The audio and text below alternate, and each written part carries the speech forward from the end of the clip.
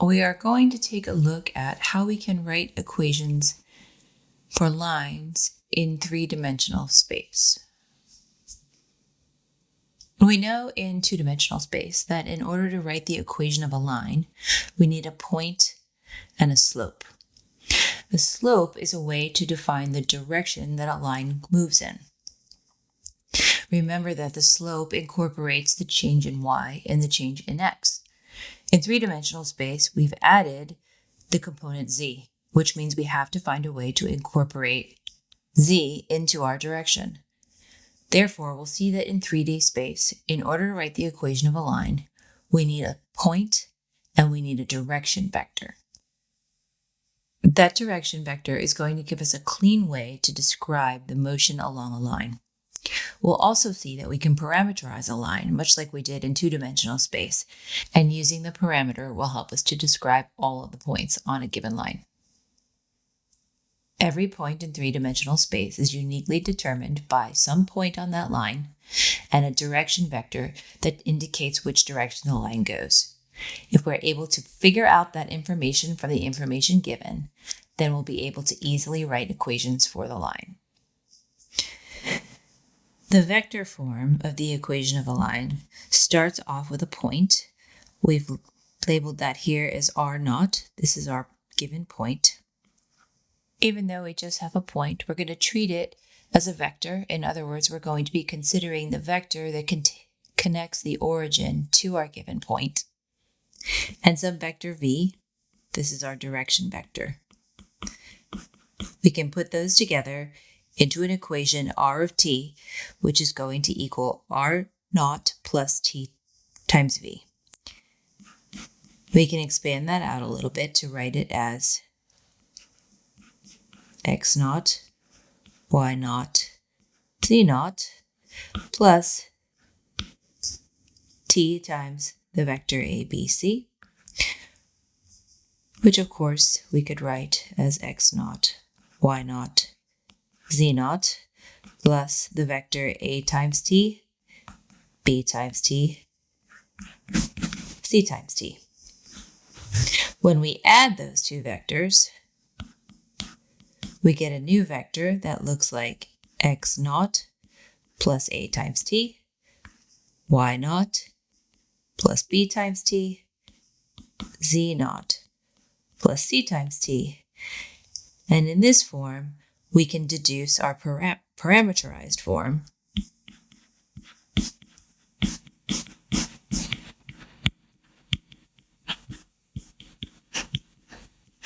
We can see that x is x0 plus at, y is y0 plus bt, and z is z0 plus ct. So we have two formulations for the equation of a line, both of which depend on some initial point, x0, y0, z0, and some direction vector, a, b, c, both the vector form and the parametric form.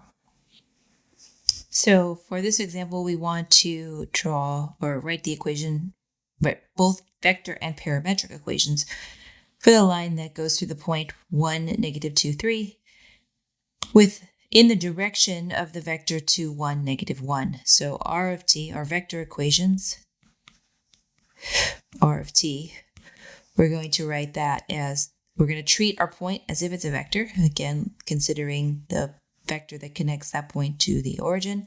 Then we're going to add to it our parameter t times, or our variable t times the direction to vector 2, 1, negative 1. That translates very easily into our parametric equations. Here we're going to say that x is x0, which is 1, plus t times our a value, which is 2, so we get 1 plus 2t.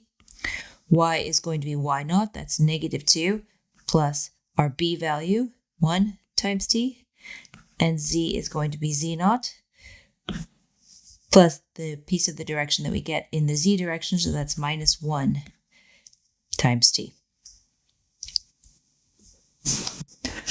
All right, in this example, we're given 2 points, and we're asked to find parametric equations for the line that goes through them. So we don't have a vector, but we do know that that line must go in the direction of the vector PQ. That vector is going to be the vector 5 minus 2, 3 minus 0, 2 minus negative 1. So we can use this as our direction vector. Or in fact, we can use any multiple of that. We could use the vector 1, 1, 1, which goes in the same exact direction because that's just it's just 1/3 of the original vector, or 1/3 times the original vector. Similarly, we could use something like -3, -3, -3 if we wanted to. And notice that -3, -3, -3 is in fact the vector QP. So that we can use a number of different direction vectors as long as they all go in the same direction. We'll get slightly different parameterizations, but that doesn't matter because we can let t be anything and we'll still get all of the points on our line. So I'm going to go with my original. I'm going to use this one as my direction vector. And so now I know my parameterization is going to be x equals my x naught. I can start at either p or q. Again, I won't get the wrong answer. I'm going to start at p, so I'm going to do 2 plus 3t. Y is going to be 0 plus 3t. And z is going to be, no, that is not right, -1 plus 3t. This describes the same exact line as if I did x equals 5 plus 3t, 3 plus 3t, and z is 2 plus 3t. This second set started at q. This first set started at p. They describe the same lines. There's the same exact points. There's a value of t that will give me any point that's on this one. I can find a value of t that will put it on this one. Similarly, I could start at p again, but now I'm going to use the vector 1, 1, 1. So I would get x equals 2 plus t, y equals 0 plus t, and z equals -1 plus t. Again, describing the same line, just using a different parameterization, which means that if I choose a point on that line, for each of those parameterizations, I'd use a separate or distinct value of t in order to land on that point. All right, we've got another example here. This time we're given a point again, the point 7, 4, 1, but we're not given a vector. Instead, we're told that the line we want is parallel to this line r of t. Well, parallel means it goes in the same direction.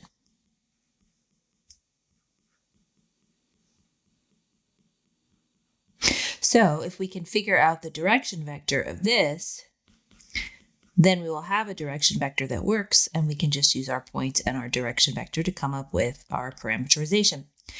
But we know that the direction vector of this comes from A, B, and C. So let's see if I can. There's our A. That's not very noticeable. Let me pick a different one. So my A value is here. My B value is in front of T there, and my C value is in front of T in the last term. So my direction vector, in other words, is the vector 2, 1, -1. So now I have a point, and I have a direction vector, which is all I need to write an equation of a line. So my new line, I'm going to call it S of t, since we already used R of t. S of t is going to be the line. I'm going to take 7 plus 2t, 4 plus t, and 1 minus t as my new line. All right, in this last example, we're going to determine whether or not two lines intersect. These lines exist in the three-dimensional space. So we have three options for lines in three-dimensional space. They can be parallel, which means they're pointing in the same direction, and they won't intersect. They can intersect, or they can be what are called skew lines. Skew lines don't intersect, but they're also not parallel to each other. So let's first rule out the fact that these are parallel by looking at their direction vectors. So for our little r of t, our direction vector is 2, -1, 1. And for our big R, our direction vector is 1, -2, 1. Since those are not multiples of one another, we can tell that these lines are definitely not parallel. They're not in the same direction, so they're not parallel to each other. So the other two options are that they either intersect or they are skew. So if they intersect, that means we should be able to find a value of t and a value of s for which these are equal. In other words, if we look at this system of equations, 1 plus 2t equals s, and 3 minus t equals 3 minus 2s, and t equals 1 plus s, it should have a single solution, or it should have a solution. It should have a solution if they intersect. And only one solution, because we already know they're not parallel, so they can't be the same line. All right, so what I'm going to do is do a substitution here. I'm going to say, well, if t is equal to 1 plus s, we'll just put that into here, and that's going to give us 3 minus 1 plus s is equal to 3 minus 2s. So that's 3 minus 1 minus s equals 3 minus 2s. So that's 2 minus s equals 3 minus 2s. And so if I add s to both sides, actually let me add 2s to both sides.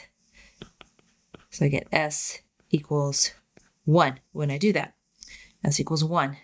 Well, if s equals 1, then using this equation right here, that would give us that t is equal to 2.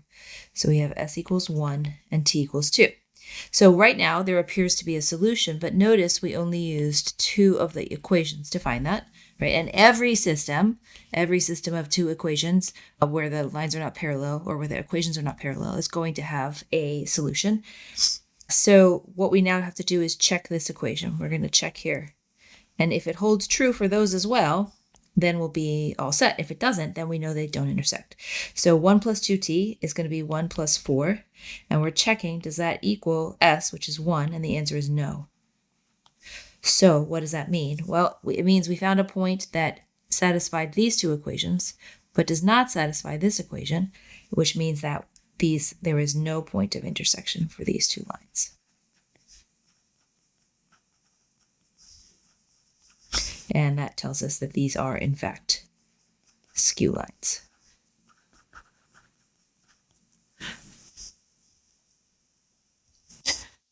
All right, summarizing what we know, we saw that we can construct the equation for a line in 3D if we have a point and a direction. We saw that there's 2 ways to write this, the vector form and the parametric form, and those are equivalent and very closely related to one another. Looking ahead, we'll be examining how we write equations for planes shortly, introducing the idea of normal vectors to a plane, and then looking at how we can compute distances involving lines and planes.